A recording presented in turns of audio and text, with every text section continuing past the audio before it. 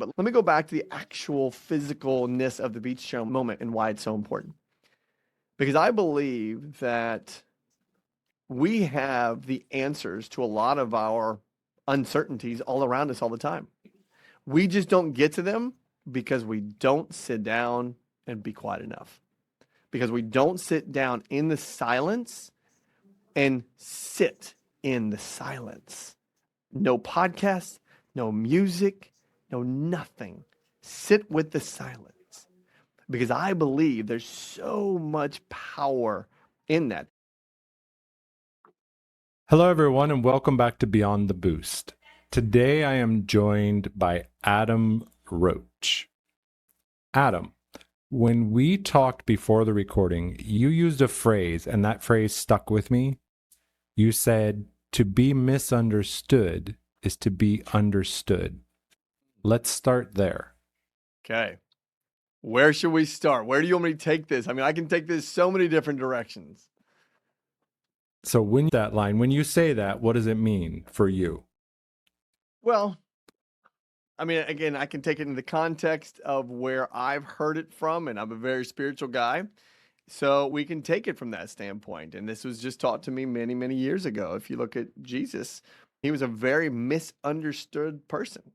And yet that's what he was attempting to go for, was literally to pay attention, to have people pay attention. Because here's the thing. As we build stuff in this world now, I don't believe we're in an information age anymore. We are truly in an implementation age. Everything is implementation. I mean, information is everywhere. It is so available. It's almost overly available if you think about it. Google is historic. Google is like old school now. If you're not using a chat bot for something, you're behind the times. You really are behind the times. I got a guy that rents an office from me right now that is using Claude Code, and he's programming something that was a mechanism that someone was trying to sell him. And he's like, I don't need that. I'll just go build my own. And so he went and built his own. So here's the crazy part is, to be misunderstood is to be understood, as in the context of the world that we live in right now. Your job out there, so I'm a coach, right? So I help coaches build their business. It's okay for me to be misunderstood in that space, because it is what I call the premise, right? I believe that there's 3 P's that you have to have in this space of serving, in coaching, whatever you want to call it. The second P is premise. Premise is what? It's my belief. It's my worldly view. It is my understanding of said context, right? Of said information. So if we go back to Jesus, Jesus had his premise. He had his belief. And he knew what he was doing in that moment of time.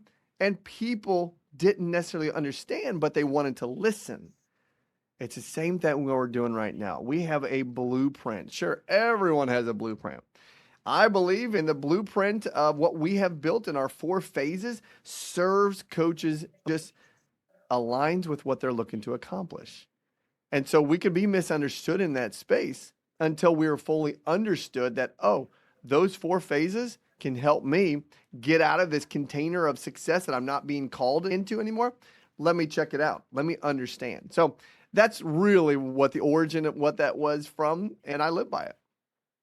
Shifting gears a bit, when we talked before, you described a version of yourself running those early companies. You had that win at all costs mindset. Yes. Where did that come from? Because I'm pretty sure it didn't start in business. No, that's an easy answer. My father was an Olympic swim coach. But even before my father was his father, and then his father. And so I think 3 generations removed from my dad were farmers in Indiana. And I got to experience my grandfather, never got to experience my great-grandfather, working hard on the farm. And hard work was what brought payoff, right? Hard work, manual labor, up before the sun came up, down before the sun went down. And as cliche and movie-oriented as it sounds, I mean, that was my grandfather Roach, right? 2,000 plus acres, beans and corn. That's Indiana for you, and chickens and cows. That's what I knew, right? And so I got to watch my grandfather in the hard work space, manual labor. And then I got to see my father, who was on the farm but off the farm, raised on Main Street, if you will, and became a coach in his own right, but became a coach in a very niche specific space, and that was in the swimming space, right? He was a specialist in that space. And he specialized in training athletes to prepare them for the Olympic trials and then take them to the Olympics. And so my father had great notoriety. He was on the cover of magazines. He was in the Hall of Fame. He was all these things. So where did I get it from? Now, there is a little caveat to this because I got it from catching, right? I believe things are caught, not taught, and we catch things. And so as I was catching what my father was doing, I thought that had to be me too. I really did. And I have now since learned through having multiple coaches my entire life, multiple business coaches, multiple relationship coaches, multiple fitness and nutrition. I mean, you name it, I've had of coach, right? Of said coach. And I still have 4 right now as we speak today. But here's what I learned. I learned that that version of myself was not the true version of myself because I went through with a coach what he called the pose exercise, P-O-S-E, the pose. We all have a pose. And that pose is created through a true, what do you want to call it, equation. And I had no idea, right? So this is a fun, I'll share briefly this abbreviated story of this. But he says it starts, everyone has this, it starts with a wound, right? A true wound. And so he goes in and he starts asking me about my father because I loved my father. I still love him. I mean, he's deceased now, but I love my father.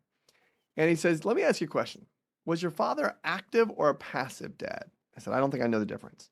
He says, was he around or was he not around? And if he was around, was he the kind of dad that sat you down and said, son, this is what I expect from you?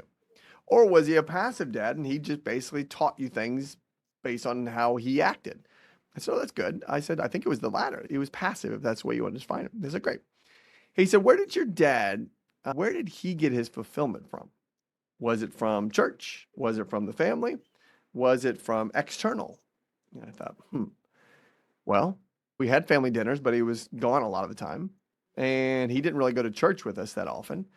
But his office sure was filled with magazine covers and trophies and awards and pictures with other people. So I think he got his fulfillment from his family, but boy, he got it from external. He says, okay. He said, so that you need to pay attention to because the wound plus the L. So W plus L, L is lie. Lie is what we create in ourselves from the wound. Because lie then goes V. So W plus L plus V. V stands for vow. V-O-W. And what is the vow? The vow is the thing that you will do to overcome or hide or mask the lie. So what was my vow? I'll always win. What was my vow? I'll always succeed. What was my vow? I will do whatever it takes to have success. Equals your pose. P-O-S-E. My pose was that I was a performance dude, right? I would perform. I was performance driven. I was success oriented. Now, that's not wrong, okay? But here's what we have to understand is your pose could be inauthentic. Your pose could be created based on an area where you think you need to be. And it wasn't until that same coach coached me up on what he called the masculine heart. And masculine's not sex-based. It's not male or female. It's the masculine heart. He said, Adam, a masculine heart has 3 categories. An adventure, a warrior, and a lover. I was like, oh, cool. He said, did you hear me say success? I said, not really. He says, great. He says, now, success can live in the adventure side. Success can live in the warrior side and even in the lover side. But he says, here's what you have to pay attention to. Are you having significance? Or are you having only success? He says, because success is finite. Significance can last forever, even after you're gone, and that's called legacy. And he says, you can't have legacy without the root word, which is legs. And so he says, the legacy is who you have helped other people become after you're gone, and they still feel that. I thought, whoa. He says that is where your true self is, if that's the lane you're being called to. And I was totally being called to that. And so I know that's a long-winded answer, but I came from a success path, very successful in the financial space, very successful, exited 4 companies. It was fantastic. The ex-wife got a lot of that money. And now this significance path is, how do we serve coaches all around the country and then all around the world? And we've been blessed now to do that on 4 different continents. Yes. So I didn't hear you share this. Can you remember the first time you felt like winning was just the price of admission? It's happened 3 times, right? It's happened 3 times. First time, I was a collegiate tennis player. I attempted to play professional tennis, found out real quick that I was an American, not a European, and was getting my butt kicked all the time. Though I got into the tennis business, and I gave myself 10 years to own a tennis club. I got it done in 4 years, and it was great.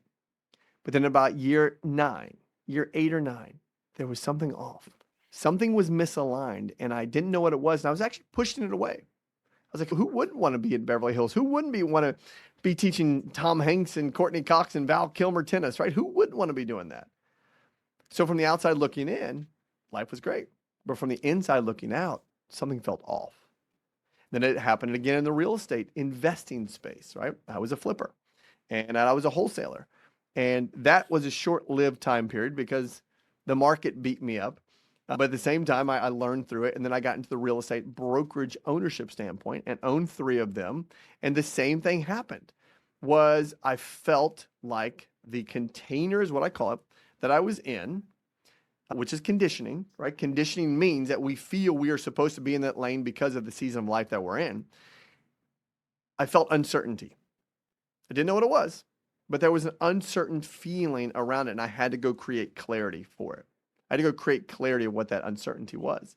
And each time that clarity brought a different vehicle, right? It brought a different vehicle. And the last piece of that was I needed to step into a space of ownership. I needed to step into a space of not physical ownership, but a stance, right? What was the stance that I was willing to take that surpassed success? And now that's what's brought me to this today. In the previous discussion, you brought up legacy, and a lot of people know legacy as, like you said, the things you leave behind, the what will people say when you're gone. Yep. I come from a position that legacy happens in the little daily decisions every moment, right? Mm-hmm. You talked about this. You talked about the 3 layers: the tennis coach, the real estate investment, the brokerage.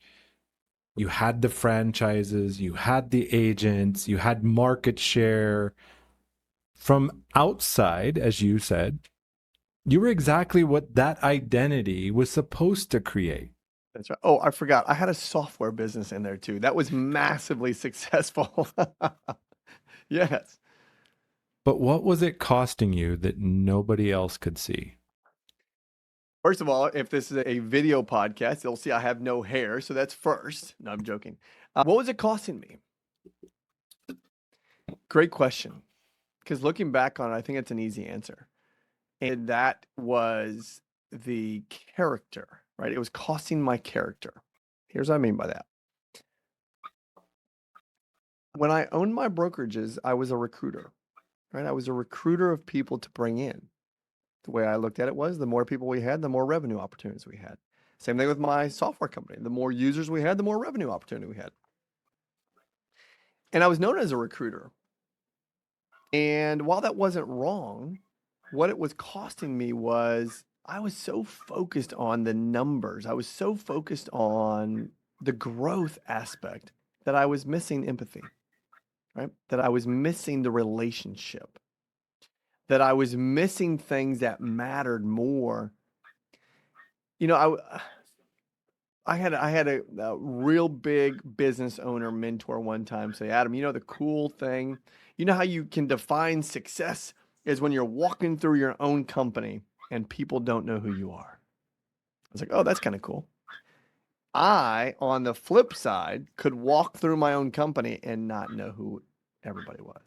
And I didn't like that, right? That was out of alignment with who I really was because number one, I love people. And number two, I love serving people.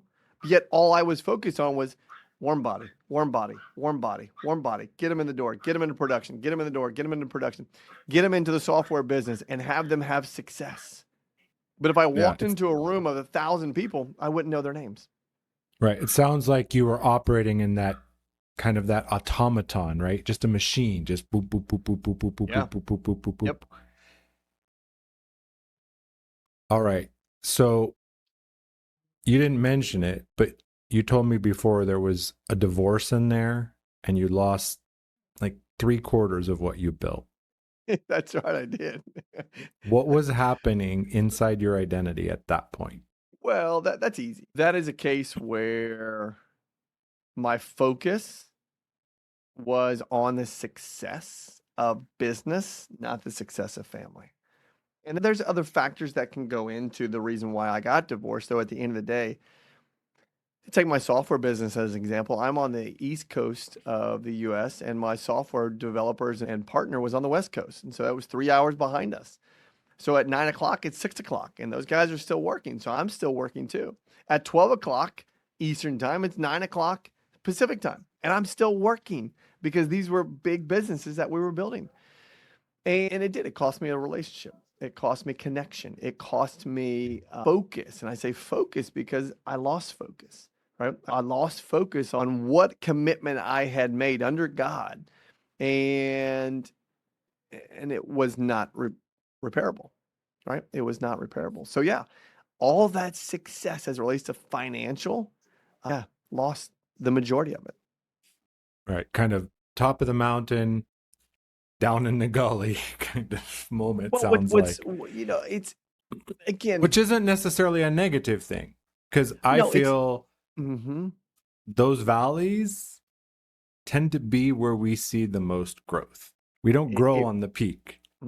Yeah, you're absolutely right. Absolutely right. And it's what's as easily given can be as easily taken away, right? And I do believe, I'm a firm believer that those wildernesses, if you will, are for a reason. And that reason is, in my spiritual walk, is to bring me closer to God, right? It is to bring me and stop being so self-reliant and know that my relationship with God is first and foremost, right? But I was idolizing success. I was idolizing money. I was idolizing that notoriety. And hey, to each their own. But for me, it was misaligned. I was misaligned. And I was not necessarily being taught a lesson, but I was just having my eyes opened that you can have success. You can Yeah, I have think success. that, and that's the key, right? It's not that you can't have the success Sure. and the full bank account and the house. Yep. And as you said, it's very personal. Does it, what you're doing and the path you're on, is it aligned with your personal values, your purpose that you've uncovered? Right. Because I don't believe in, not like finding your keys. You don't go out looking and find your purpose. You Right. uncover it as you Yep. go through this journey, right? Mm-hmm. All right, let's go to what you called the beach chair moment. Mm. Your Okay. father had passed. You went to Mhm. Charleston. You prayed, journaled, Yep. cried. Sure. You came back and shocked 750 agents. Walk us through that. So let me back up. So after my father had passed, he passed from Parkinson's related issues. And I spoke at the funeral, spoke the eulogy. And what the pivotal moment was, again, this was a season of success for me. And as I watched my father die in his 60s, he was in his 60s. He passed from, as I said, Parkinson's related issues. But he only found out because he was training for an Ironman. And that was my dad. He was training for an Ironman. His times were getting slower. He calls me up one day and he says, "Hey, my times are getting slower." I was like, "Dad, you're getting older." He's like, "No, something's off." He's a very time-oriented man. I mean, with swimming, I mean, it's by the second they're that close, right? tenth of a second. So he goes to the doctor, and the doctor has him walk on a treadmill, run on a treadmill or something like that. He says, yeah, this is easy. Did some blood work, came back, and he said, your left foot is dragging because you have Parkinson's. He's like, oh, okay. He says, Parkinson's kill you? And he says, no. He says, but complications from it can. Okay, fine. Fast forward 7 years later, and he's gone. So I'm speaking the eulogy, and I'm looking out over the audience, 400 or 500 people. And I see former athletes. I see peers who are his peer coaches. I see parents, right? And these were people that hadn't been in my dad's coaching periphery for probably 25 years, right? And I don't know, give or take some time there. And I saw what John Maxwell had been teaching me. Success is finite. Significance is infinite. And these people had come and they were sharing with me stories, legacy-based stories that to this day that they had carried with them, right? And they were using in their world. There was a man who brought with him a tape recorder, old school tape recorder with a cassette tape that he put it in and pushed it down and pushed play. And it was my father's voice. This swimmer was a breaststroker. So his head would go up, head would go down, head would go up, head would go down. But he would hear my dad say, go, go, go. And it was a cadence, right? And if he heard my dad say go and it was faster, he knew his head was supposed to come up faster, right? So there was a real process to this. And the guy used it to this day in his own coaching world, right? So the funeral's over and I come back to Charleston and I need some time. I want some time to myself. So I go to the beach. And again, mind you, 3 franchises that are massively successful, a software business that is running, ex-wife payments that are easily being made right now at $18,000 a month, right? And success was happening. It felt good, but something was calling me outside of that. So I sat on the beach chair, took my Bible with me, took my journal with me, as you mentioned, took some sunscreen for my bald head, took some water with me, and nothing else. No music, no nothing. And I just sat there and I prayed and I journaled and I cried and I just kept drinking water and I just kept asking, just tell me where to go. Tell me what to do. And I kept hearing over and over and over, surround yourself with better people. Surround yourself with better people. And I didn't know what that meant. And these businesses that I had bought, I had inherited investor partners. So I didn't bring them with me. They were already there. And so I took that. I kept hearing, surround yourself with better people. So I took it to my pastor and I said, hey, I keep hearing this. And you told me that if I think I'm having a conversation with God to lean it up on scripture. So what are you hearing? He goes, that's easy. And I keep it right here. Proverbs 13:20. And that's walk with the wise and become wise. For a companion of fools suffers harm. I thought, uh-oh. Are the people that I'm in business with my wise? And that's wise is W-I-S-E, right? Are they the wise that I'm supposed to be walking with? And I instantly knew that was a no. I instantly knew, right?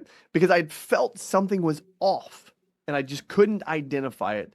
And before that beach chair moment, I couldn't identify it. But post beach chair moment, I could. But let me go back to the actual physicalness of the beach chair moment and why it's so important. Because I believe that we have the answers to a lot of our uncertainties all around us all the time.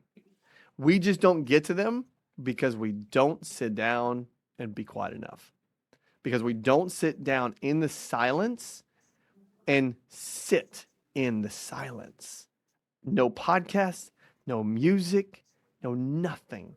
Sit with the silence. Because I believe there's so much power in that.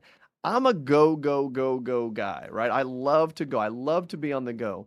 But after my father passed, I told my father that there was one thing in life that I would beat him in. It wasn't going to be magazine covers. It wasn't going to be Hall of Fames. I was going to beat him in the age category, that I was going to outlive him by at least 40-fold. I wanted to die at the age of 103, God willing. And so my doctor, who I then hired, he did blood work and he's like, hey man, your cortisol level is through the roof. Okay, now this is post-beach chair moment. And I'm going to get back to that in a second. And he says, here's what I want you to do. We're going to lower that, but we're going to work on your parasympathetic nervous system. I was like, I have no idea what that is. What is that? So he explained it to me. And he says, I want you to go for a walk. I said, a walk? Why would I go for a walk? He says, yeah, I want you to go for a walk. I said, when? He goes, anytime into the day, but just go for a walk. He says, I want level 2 cardio. I said, what is level 2 cardio? Can I go for a jog? He says, no, we're not going to go for a jog. You're going to walk. Level 2 cardio is where you can talk and walk at the same time without being out of breath. Okay, great. So I begrudgingly did that. But what I realized was, this is again post beach chair moment, that I was like, uh-oh, that was the doctor's way of telling me you need to have more beach chair moments. And that is when you get quiet. That's when you have silence.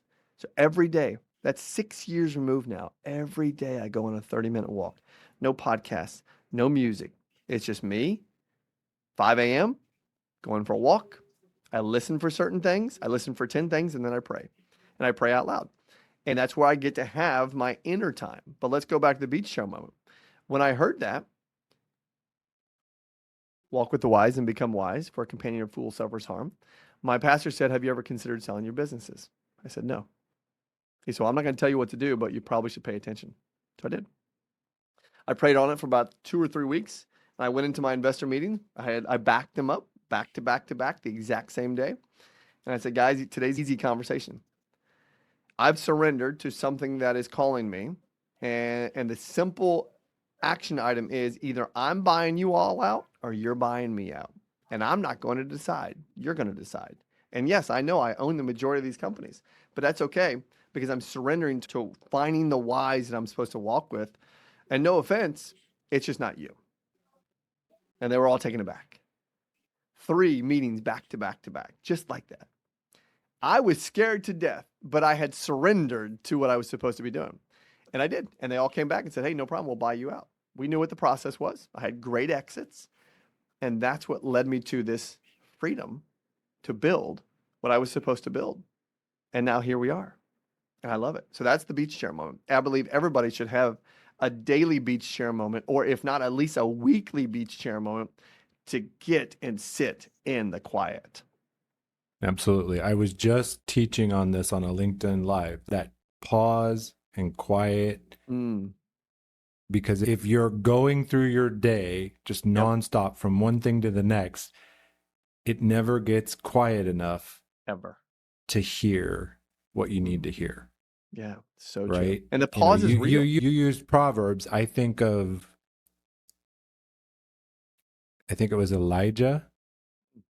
He looked for God in the fire. He looked for God in the storm. And where was it? The wisdom was in the silence. That's right. In a soft, it really is. quiet voice.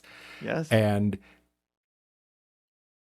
what I caught from your share there, Adam, is that it's outside of ourselves. Like when we surrender to something outside of ourselves, everything shifts. And on that topic of surrender, you mentioned it. You said, to grow, you have to shed. And shedding is different than deciding. You can leave a container. You can decide to talk to your investors and say, hey, there's a buyout happening. You're buying me, I'm buying you. I'm out of this container one way or another. Yeah. But that alone, you can still carry that with you, right? You can take that same thing. I think actually your path illustrates that. You changed containers, but you carried things with you along the way. So on the shedding, what actually came off and what surprised you when it shed and you saw what was underneath? But that goes back to identity, right? And this is a really funny, and it's a great part for this. I have here in front of me. This is, again, if we're visual, this is from 1996, right? So the question is, what did you shed? It took a long time for me to shed what I'm getting ready to share, because this is 30 years ago, and this is from my college tennis coach. And he had me write out all of the strokes, if you will, in tennis: serve, volley, ground strokes, footwork, mental, and overall, right? Overall, it said, okay, what are your strengths? Here's the strengths. What are your weaknesses? My weaknesses, here's what I said, 1996, my weaknesses are pretty minimal. And I read that to my wife, and she was like, in 1996, you still had an ego. I was like, I think that's where it started. So what did I shed? I shed a big portion of my ego. right? I shed a big portion of needing to be seen. I shed a big portion of this chasing success mechanism and aligning with what is the acronym for ego, edging God out. I mean, I was so self-reliant back then. Again, not that this needs to be a God-oriented podcast, but for me, it was what I was missing. I was missing that relationship. And so I was shedding that self-reliance. I was shedding that ego side of me that I now, as we have built this coaching community, my team still gets really mad at me for doing this. And that's okay because I'm staying with my walk with the wise and become wise approach. I still do introductory and sometimes deep dive calls with every single coach that comes into our community. Why? Because I will never be the one that walks through my office, virtual because we're virtual, and doesn't know the names of people in my world. In the past, I didn't care about that, right? And who did I care about? Myself. Now, I know significance. When you have it, success follows. Just because you're having success doesn't mean you're being significant. And the neat part about that is I go back to my tennis days, my college tennis days. I don't remember any of that. Not because it was 30 years ago, but there was no significance there.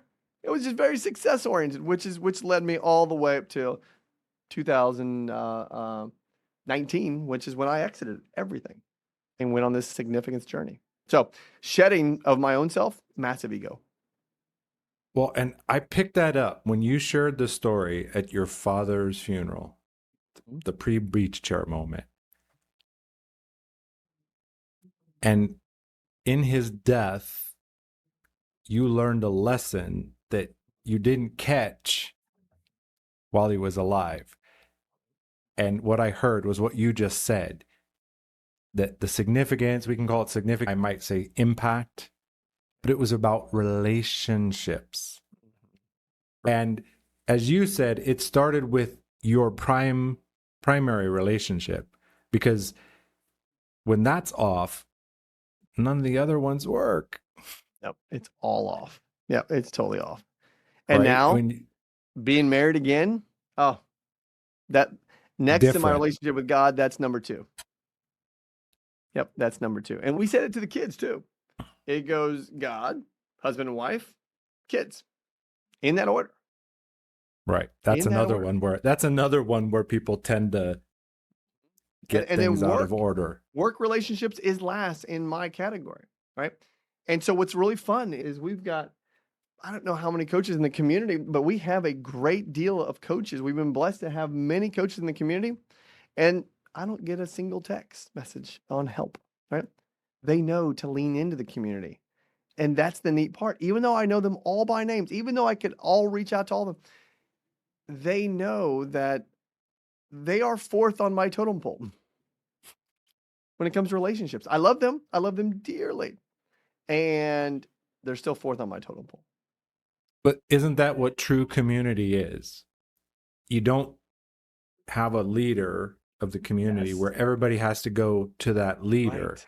A Yes. real community is everybody working together. Yep. The more seasoned members can guide the newer members. Yeah. And that's our vision statement. Our vision statement inside of the community is to empower coaches. Didn't say Adam, didn't say my team. Coaches empowering each other. Empower coaches to change and serve 100 million people, not 100 million coaches. It's for the coaches to go out and change and serve all those people through what we call our real coach method. And the neat part about that is that is the job now of the coaches who don't work for me. They are just community members to go out and build these businesses that can be in that same breath very focused, not on success, but on significance. And it works. Right. All right. So, uh-oh. Oh, my camera just shut off. Sorry about that. There we go. Technology. Technology, gotta love it. I was a guest on another show today, and the host accidentally, instead of scheduling it for 12 p.m. Eastern, scheduled it for midnight Oh. Mm. yesterday and actually opened like a 12-hour live event. And this morning Oh it my was like goodness. panic. Oh my gosh, like Ugh. the technology. Ah, Yeah. but that's authenticity, which is perfect because during our call, you talked to me about how you had been the inauthentic one. Yes. And when you were that version of yourself, you didn't sleep very well at night. Mhm. Today, you sleep like a baby. And I want to go there because that really landed for me. What did that actually look like being the authentic one in practice? At first, it felt unnatural. It felt too vulnerable, right? It felt, it was I had to learn it. But here's the crazy part is it wasn't a learned skill. It was a skill that had been masked. It was a skill that had been covered up. It was a skill that had always been there, but had been just totally covered up to create this persona of a individual who performs, right? A performance driven dude. And when the authenticness showed up, my relationship with my wife got better. My relationship with my kids got better. My relationship with our community members, my team members, and all of that had set in a little bit before we got to the size that we are. Man, my relationship with my mother, my sister, my family was I was able to be more present and engaged and be curious with my questions versus either closed-ended questions or making them about me. There was a real awakening there where it just turned into, I want more of that. Give me more of that. And the more I got of it, the easier it got. The more I got of it, the calmer I became. My cortisol levels are at an all-time low right now. And my doctor, Dr. Ryan, is like, keep doing it. Whatever you're doing, keep doing it. And it could be the fact that I also get to look at amazing water views all day, every day, and the calmingness of water too. That's a whole nother podcast. But at the same time, it's just, yeah. Chill is a silly little word, but I'll use that. It just feels relaxed and chilled. And I get that because I think a lot of that higher cortisol and the stress is from you're trying to hold up the walls and the masks. One of my recent guests said he realized he was standing in the room holding the crumbling walls up. So good. And when he realized, like, I just need to let it go, just let it go and let Mhm. it fall, Mhm. because that's where I can rebuild from. I love that you said it wasn't learning something new. It's almost unlearning the stuff that had buried it. Yeah. Yeah. Yeah. And that comes back to the pose, right? You are in a posed position for so long, and you've got to actually unlearn the pose to get to your authentic self. Or you've got to do that. And the only way to do that is to, again, stay in that lane as much as possible versus the other lane, which has a dead end. And I've heard it this way, right? Your behavior becomes your habits. Sure. Your habits become your character Hmm. and your role. And then that concretizes, that hardens to become an identity. That's right. And that's what people find difficulty in shifting, right? Because Hmm. it's like when I work with English learners and they have what we call fossil errors. Mm. They've made the same error so many times, even though intellectually they know the right way, it still comes with the same error. Yep. All right. You said 20 years ago, never could have been a coach because it was the all about me. The ego was running full bore. Today, you work with coaches in the middle of their own transition. When you look at someone who's stuck in that win at all costs, that's just part of the price of the admission, Yep. they don't know it yet. What do you see? Well, imposter syndrome, right? I know that they are in an inauthentic state. So when I say we have a real coach method, that's not an arrogant term. It's an acronym that stands for relevant, experiential, authentic leaders, because we believe everyone should be a real coach. And the neat part is when people step into a coaching lane and they think they need to be in a performance lane, and yet they feel that there's this imposter syndrome, I know they're being inauthentic. Right? I know they're being success focused. I know they're chasing the dollar. Because at the end of the day, we have a whole sequence on how we help coaches build their coaching business. And it all comes down to what we call the payoff. And a mentor and coach of mine, Rory Vaden, who wrote the book Wealthy and Well Known, says that you're most powerfully positioned to serve the person who you used to be. And so when these coaches come in and they're in that state of imposter syndrome, I know they're performing, right? They're performing because they feel that they need to look good and be right. That's ego. Stop. Let's go back. Let's look at the payoff. What are people getting when they work with you? X. Great. Now, where in your life have you solved for X? Oh, I haven't. So why are you coaching it? Don't coach that. You've never done it before. If you came to me and said, Adam, I want you to coach me on how to make $1 billion, and I said, yes, I wouldn't sleep at night because I've never done it before. But if you came to me and said, hey, Adam, I need your help in building a 7-figure coaching business, great, no problem. I can help you that with my eyes closed because I know that's my authentic lane. I know I've been there and done that. But when these coaches come in and they have to go through this, Our phase 1 of our blueprint, we call it going inside to go out. And they've got to go inside first. It's so fascinating to me to watch when people come in and build coaching businesses, and yet they won't even go on social media to change their profile bio that says coach. They won't go do it, right? Or their signature on their email or something along those lines because they're afraid of what someone else will think of them. Get out of here. We got to have a different conversation then. Yeah, Yep. absolutely. And I heard this recently. I did some work with someone, massive shifts over a 30-day period. Beautiful testimonial. Asked to be anonymized. Mm-hmm. Because I coach people on this stuff. What if they knew that I struggle with it? Sure. Right? Yeah. As you said, it's the ego. It's I have to put on the game face and show that my life is perfect. And That's that's where the high cortisol, the stress, the sleepless nights, the burnout. Yep. Well, Is here's what we know when too. we're not being authentic.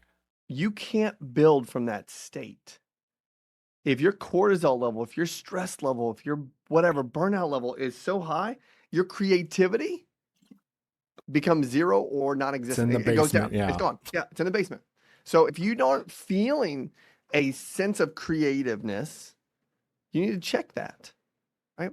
I've got a white wall here, a whiteboard in my office. I got a bunch out here in what we call the war room. And that's because I need spaces to dump what's up here.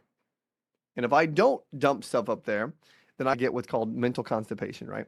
But at the same time, I know that is a good space to be when I have to dump. That means I'm not stressed. That means that my cortisol level is low. That means that my creativeness is high, which means I'm in an ideal state of authenticness. That's how I measure it. Absolutely. Yeah. And for me, I have my personal wiki. Like it's this collection of, like you said, dumping thoughts. When a thought comes, get it recorded somewhere. Yep. Get it out so the space is available, as you said, for creativity, for problem solving. Mm-hmm. So the people listening to this are leaders who by all external measures, they're successful. Yeah. They hit the goals, they built something, they've got the trophies. My last guest had a 7-foot wall of trophies Wow. and stood in front of it and said, what's the point? Yep. What's the point? Like, Sure. and like you said, these people are sitting there with a success, whatever, but inside they're feeling that off, right? Yep. Yep. That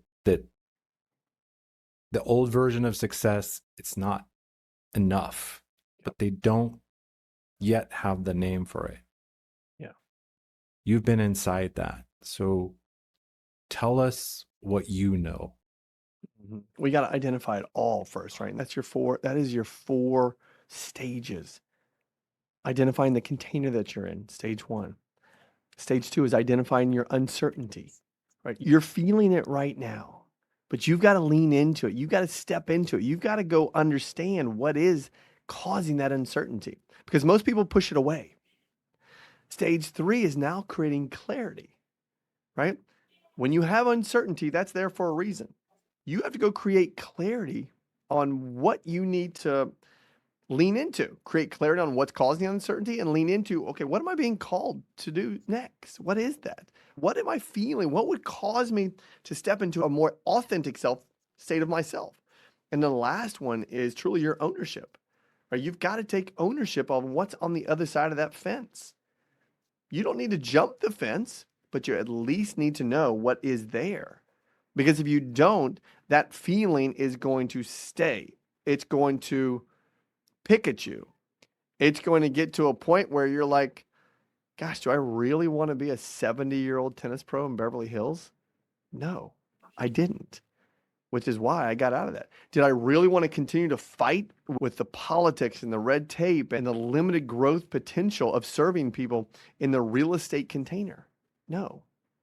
But if I didn't lean into finding clarity and writing the white paper, I wrote a white paper on this community back in 2009, and it was actually called a tribe back then. And it was truly, it says on the white paper, to become the coaching tribe known around the world is what I put. And here we are now. We've served coaches on 4 continents. And it's so amazing. But had I have not gone through those 4 stages of the container, understanding that, of going into an uncertainty, of going to that space of clarity, and then taking ownership of that clarity, we wouldn't be having this conversation today. Likewise. Like, Yep. yeah, you've got to go through those steps. And often in the midst of it, as we said, you're not feeling, you feel like something's off, but you can't put your finger on it yet. That's right. That's right. But standing where we are today and looking back, you can go, oh, bam, that was there for this. Bam, that happened because of this. This is what I was supposed to learn. Yep. Very true. All right. Any closing words, Adam, before we wrap up the recording? This has been incredible. You've been an incredible facilitator of questions. This has been a lot of fun. Any closing words? Trust the process. It's okay. You know, if I could go back and do it all over again, I would instantly go develop a board of advisors for myself, right? Instead of staying in that space of self-reliance, I would find my board of advisors from all over, right? And trust that I could share that feeling of uncertainty. I have this feeling of uncertainty. How do I get out of it? Right? What should I do? I'm feeling something. Share it with that board of advisors, and then sit back and sit on your hands and just listen for feedback, right? And secondly, if you're feeling that you are being called into a coaching space, great, come check me out. I love coachingco.com/ get paid to coach, right? We have a guide that just teaches you how to take your experience and turn it into a coaching business, or a business that you're not an amateur in, right? You're already answering questions for people. Why not get paid for it? And that's what we help people do. And not just get paid, but make that impact. That's right. Serve and get paid and have that impact. That's right. I don't remember who said it. You might know, but I heard it. Like, the money, the success you see, real success, not that performance success we talked about, it shows you the impact. When it's real, you make more impact, and we'll say your wealth grows. That's And right. when I say wealth, I don't mean fancy cars or money or Mm-hmm. big houses, but true wealth. Yep. Agree. Totally does. And that's what John has taught me, that focusing on significance will increase your success. So here we are today. And I loved being on this show. Thank you for all that. Yeah. And again, if they want to come talk to me, I would be happy to chat with any of your listeners on anything. Just go find me on Instagram, Adam R. Roach. There's 2 R's there in the middle. And DM me whatever you want to. You'll see me on there. And it's a very lifestyle oriented page. It's not all about coaching. You can go to my YouTube for my coaching. Same thing. It's just YouTube, Adam R. Roach. And that's where the coaching stuff lives. Very good. Thank you so much for carving the time out. And I know we had a little glitch on the original scheduled date, but you rode through it. And I'm glad we made it here today. Thank you, everybody, for listening. We'll catch you on the next episode. Thanks, guys. See you. Bye. We spend a lot of time on this show talking about the threshold, the space